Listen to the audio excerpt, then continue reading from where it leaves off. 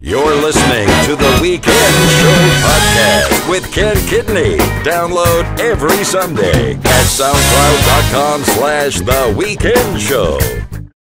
So, Gareth, the other part of Halloween, watching scary movies. Scary movies, not scary movie. That's a film in itself.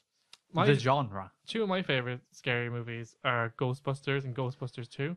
They're more in the light horror genre, or not even horror. They're not. They're comedy. They're comedy horror. I've never seen them, What's so the- I can't say whether they're not. You've never seen Ghostbusters? I've never seen Ghostbusters. Podcast over. You just shut We're the going to podcast watch, down. We're going to watch Ghostbusters and then come Sweep back. the microphones off the table. Close the laptop lid. Throw the mixer on the floor. And then we go watch Ghostbusters, and then we set it all back up, and then we... Realize it's broken, and then the podcast is done forever. But yeah, I have this weird thing where I'll always watch both of them at the same time. You can't just watch one. Yeah, I just watch one after the other. I don't know why. I've never seen them. It's like a little quirk I have. I get references. I know Don't Cross the Streams and that stuff, but yeah, never seen them. Watch them. I have them on DVD. I want you to take them home and watch them back to back. Watch them tonight. It's a sci-fi horror. One of the films that scared the S out of me as a kid was Event Horizon. I don't know if you've ever seen it. I do like sci-fi films, but no. It has Lawrence Fishburne in it. Basically, they're in space and they cross over into another dimension, and the implication is that it's hell. Okay. So his friend, the crew get enslaved. Like there's one very vivid memory I have of a guy getting he's tied to a post and he's getting whipped, and he's his back is basically butchered, and they're all getting tortured for eternity and all that stuff. It traumatized me so much that for years I couldn't remember the name of the film because I had repressed I had repressed the memory. Eliminated from your mind. That sounds like a Doctor Who plot, by the way. Yeah, it's pretty for me, even now it's actually pretty one of those ones I'd actually kind of avoid watching just because if it came on the TV. Ken panics, has horrible flashbacks, and throws the remote at the TV. The thought of eternal damnation scares the shit out of me. Yeah. Or sorry, the bleep out of me. Well, you already said it. You can't say it and then go, oh, sorry. Another thing I hate, and one of my main mottos in life is why would I pay to be scared? But on Halloween, I do make an exception, is jump scares. Yeah. I think that's the main mode of horror these days, is to scare people. The jump scares are lazy. Yeah, jump scares are the lazy thing a horror film does to scare people. It's not atmosphere or tension or plot or pacing. None of that stuff that creates legitimate kind of unnervingness or dread, because that's a word. But yeah, they tend to just go for the things coming out of nowhere, loud noises, flash on the screen. It's human nature to fear that. It's fight or flight, and most of us fly because I'm a coward. Yeah, Drag Me to Hell would be an example of that. Was that the one with the gypsy lady? Yeah, we went to see that, didn't we? Yeah, as in I almost left. I did not like that film. It is scary. It is just jump scare after jump scare. Literally one after the other. My heart just couldn't take it. Just leave me alone. Leave my poor body alone. I was in my mid-teens and I was closing my eyes because I just couldn't. I'm blocking my ears because I was stop it, I can't take any more. I dragged you to that as well. I remember that you didn't want to go see that. If you want to talk classic horror films though, that are supposed to have that plot and tension and stuff like that. People laud The Exorcist, and it was banned here in Ireland for years. I love films that were banned here. Down with that sort of thing. Yeah, it was banned across Europe. Ken. Sorry, careful now. Thank you. It was banned across Europe, banned in parts of Asia. People said they had to have nurses on standby in the cinema because people were fainting and having heart attacks and stuff.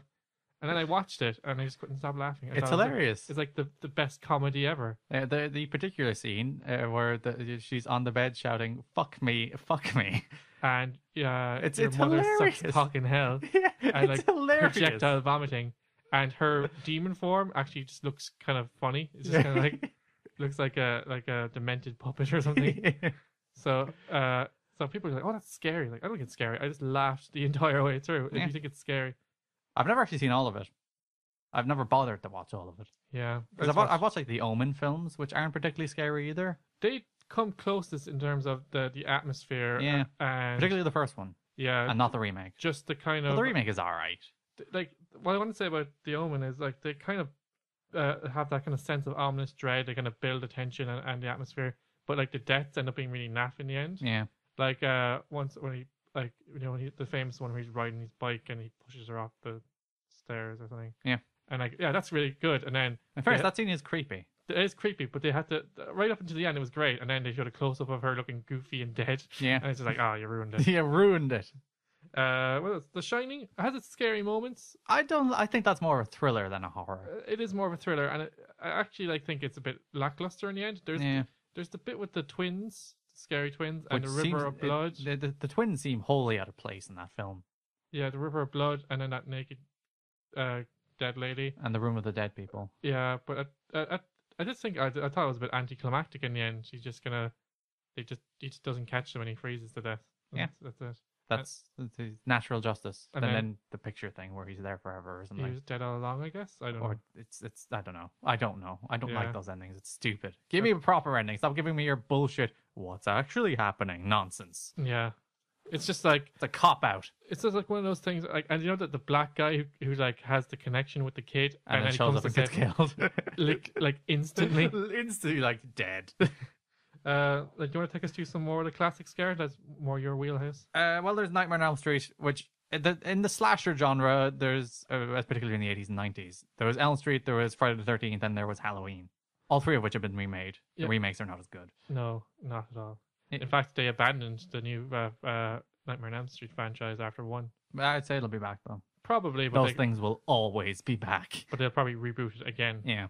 But one of the interesting statistics, like I can't remember the exact number, but the amount of time that Freddy Krueger is in the first film, and even the second film, is He's actually, not in the second film at all. The like, second film's a like, strange something film. like 7 minutes or something, or 14 minutes, like Yeah. something really short. But like that played to its advantage in the first film because like he was used sparingly, and like, When he showed up, it mattered. it was all about anticipation and like when's he going to show up. The second film is just a strange, odd film. It's basically a teen softcore gay porn as far Yeah. as I can say. Like I don't know what's going on there, but The like third is great. yeah, Because the Dream third Warriors- is full camp. Like Yeah. the first one is kind of tension and atmosphere. The third just goes full camp. just goes for it. And Freddy's delivering every one-liner humanly possible. Yeah, You see, they see like Friday the 13th and Halloween. There's very little to distinguish either of them from each other. yeah, exactly. Both villains have become like Michael Myers and Jason have become iconic in their own right, yeah, but they're more or less the same thing. And then they got their steadily more stupidly elaborate plot added to them, the kind of backstory as to why Yeah. Michael Myers and Jason are who they are. why they can't die. Yeah, it's just like all Like, right. basically, masked villains are invincible and can't die until they somehow kill them by chopping their head off or lighting them on fire. And then they come back in the next one anyway, yeah, because that's the way these films due to work. some kind of deal with the devil, I guess. I don't Yeah, know. or at least the Elm Street films had Freddy, who was at least entertaining, Yeah, as opposed to just this lug wandering around with a knife. yeah, that's true. But I think one of the things that scares me most, as if you're talking about horror genres, besides jump scares, which are basically the sucker punch of horror Yeah. Halloween films, probably the reality genre, like things like Final Destination, because you're like, that could happen. Yeah, sure. All those deaths could happen. You know, like the more realistic ones, like that. Like I remember one, and I think it was the third one. It freaked me out. It was like, I would never go on a sunbed, but they got trapped in a sunbed and it broke, and they got burnt alive. Yeah. That guy, the weight on the weight machine broke, and it just crushed his head. Yeah, got kind of decapitated a little. Or that guy got strangled by the shower hose because like the shampoo fell into the basin of the shower, and he couldn't get his footing, and he just got suffocated. I like those films, mostly Yeah. because they had to come up with steadily more elaborate ways to kill people. They're just like, yeah, like, so they're I'm not saying that like that could actually happen, but you're just like Yeah. Ken's terrified his microphone stand will fall on him and somehow decapitate him. yeah, exactly. It's just like I don't know. It feels like that, a ridiculous happenstance of coincidences could happen to you and lead to your You'll just get hit by a truck. weird and awkward demise. Yeah, I do like that because in the later films they clicked to what was happening, yeah, and then they they were trying to avoid instances where they could possibly die, so they had to come up with increasingly more creative ways of killing them. yeah, exactly. So they just like lock themselves up in their apartment with nothing in it, or Yeah, just nothing that can kill and then them. somehow a plane would crash into the building or something. Or I'm like, not sure that ever happened. or like but they're eating their safe microwave dinner and they the microwave explodes. yeah, or cut themselves on the foil, Or they and get they food bleed out. poisoning and die. Yeah. So, but like, it's just like not so much the weird deaths, because obviously those aren't realistic, but just to kind of hammers home that like technically death is around the corner at any minute. Yeah. Like you could die anytime, really. We could die doing this podcast. If we die in the middle of the podcast, you're to put it up. Yeah. If one of us die, it's to go up. Yeah. Might actually get some listens then. Or no listens. Listen to podcasts in which host dies mid podcast. Other host finishes show. Would go viral. Yeah, I'd finish the show. Recent years have kind of seen the establishment of like Halloween franchises that like they actually bring out around Halloween time. Yeah. Like originally it was Saw, which again is in the reality genre, but they again, ran that one into the ground. and got increasingly less real. And then Paranormal Activity is which kind of they also ran right into the the ground. most recent one. They use the kind of equally lazy found footage style. And then there's Insidious as well, which tends to be out in summertime sometimes, but they do kind of. The first one was out in like March. Yeah. March, I haven't seen the second one I think they're trying to bring them out at Halloween again now. because I saw the first one alright. I thought the first one was alright. Yeah. The Saw film, like the first Saw film, was kind of revolutionary, especially the twist at the end when he gets up off the floor. That You're was like, genius. "Wah!" Exactly. But like, they just kind of flogged a dead horse. Like, Yeah. the second What one. did they get to 6? 7, I think. Oh God. You can do it twice or 3 times. Like, I think I lost interest after the third one. It's just like, it's too contrived. Wasn't Batista in one of them? I don't know. Am I imagining that? Some wrestler might have been in one of them. Surely. I don't know. Yeah. But yeah, the first one was just like, oh my god, that's genius. Yeah. And it's like, it happened again. Okay, And you know, again. copycat. Like, And then they have to come up with the increasingly elaborate plot as to why it's happening again Yeah, and again, and then well, it becomes worse and worse. exactly. And then they start forcing the twists, and it's just like, sorry guys. And Paranormal Activity is basically nothing happens, nothing happens, nothing happens. Jump scare. Yeah, that is literally the whole film. And then the big climax is just like, oh, That's in the someone's dark. haunting something. Oh. Yeah, I don't know. I don't Door know. slams. Oh, spooky. Basically, I just resent the found footage genre. Yeah, just, it's lazy. it's lazy. Why are you filming it? It's played out. I think it's become a cliche already, and it's not exactly a new thing, but it's something that's been used over and over like again. when Cloverfield did it relatively well, it's just like no one else is going to do it better. Just stop doing found footage films. Just keep doing They it. make no sense. Like, Especially it's 2015. A found footage film would have worked in like, and horror films in general kind of fall around this. It's like, why don't you just call the police? Yeah. Why, like you have a mobile in your pocket. Yeah. Because back in the 80s, they just had to cut the phone line and job done. Yeah. Now exactly. they all have to be set in like the woods, so it's like, oh no, I have no cell signal. Exactly. But like My data coverage has run out. oh gosh. I can't tweet that I'm in desperate trouble and some haunted pack of wolves is chasing me through the woods. Yeah. Or Zombievers. Zombievers, great film. But Highlight of Zombievers is the beavers cutting the phone lines. genius and damning the roads. Yep, that's a good film. Go back and listen to our films so bad they're good. That was that one, wasn't Yeah. it? Yeah. That's back there. But I just think it's just like I think like nearly every horror film does that thing these days. At least for some of the films, like and most of them are like that's the entire film. Like the most recent one, I can't remember what it's called, the social media one. Oh, the yeah.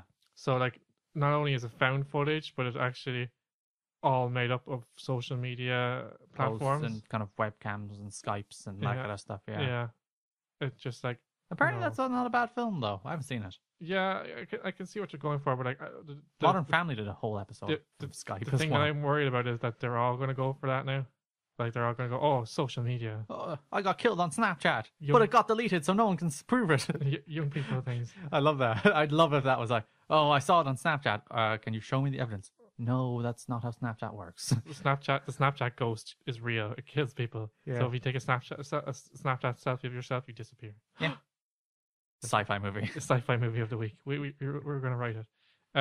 But yeah, I hate it. So essentially, just give me a big baddie. Yeah. That has superpowers and is immortal for some reason. Or kills you in your dreams. Yeah. It's like, I don't care that you keep going back to life in increasingly contrived ways and seem impenetrable. But like that's the thing, like they're impenetrable until they find some like seemingly obvious way of killing them. But it's like beheading. Yeah, Or what was Freddy's, like killed on hallowed ground or something, wasn't it? yeah, something weird like that. So He it's had just to like, be- yeah.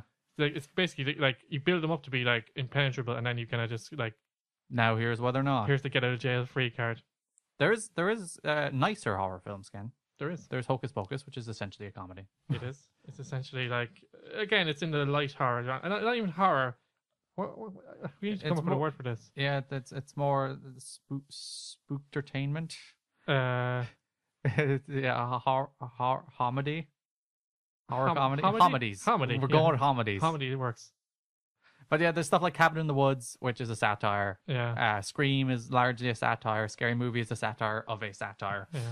Yeah. And while it's more a Christmas movie than a Halloween movie, it does also work as a Halloween movie. Nightmare Before Christmas. Yeah. It's like one of those ones that like obviously if you're a bit older, you watch the kind of gorier and the more adult stuff. But like for the kids, Hocus Pocus, Ghostbusters, Gremlins even. Yeah. Gremlins is a good Halloween movie. Night Before Christmas. They're all brilliant music. They're all things you can kind of recommend for the kids, and a lot of them are on Netflix these days as well. They're not going to scare you much, unless you're Ken and you're afraid of cats being turned or humans being turned into cats. That's creepy. His bones crunch. It's weird. Once again, I brought that up this week just to mock you. It gives me the chills. But Ghostbusters has a few like not kind of like that's scary, but that's creepy kind of thing. You know? There's a bit at the start that is a bit scary where like they're in a library and a ghost pops out all of a sudden. So. But then there's the theme song. So yeah. So that's all we have, I think. Yeah, we're out of films. We've talked it out. What are your favorite flicks that send you reaching for a pillow or leaping behind the couch? Let us know on Facebook, on facebook.com/TWSKK, and on Twitter @TWSKK. Twiska. Twiska. Twiska.